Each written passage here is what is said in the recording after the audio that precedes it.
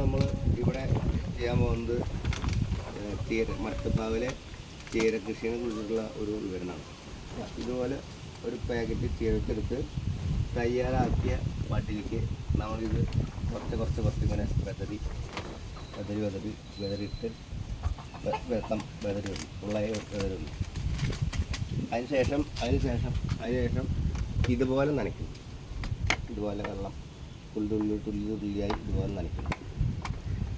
ഒരു 10 ദിവസത്തിനുള്ളിൽ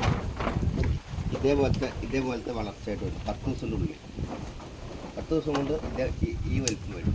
അത് കഴിഞ്ഞ് ഒരു 20 ദിവസം 25 ദിവസം ആകുമ്പോൾ ഈ വലിപ്പം വരും.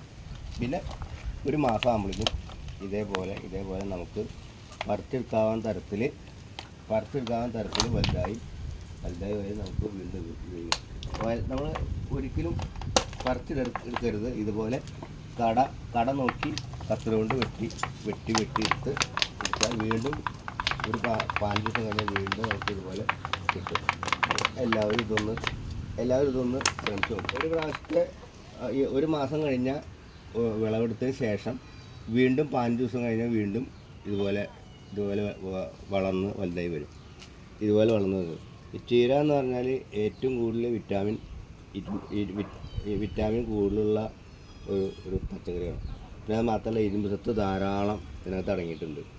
വളരെ ചിലവ് കുറഞ്ഞ ഒരു രീതിയും വരുമാനം നല്ല കൂടുതലുള്ള ഒരു പച്ചക്കറി ആയതുകൊണ്ട് എല്ലാവരും ഇതൊന്ന് നന്നായിട്ട് ശ്രമിച്ച് നടുക. ഓക്കെ.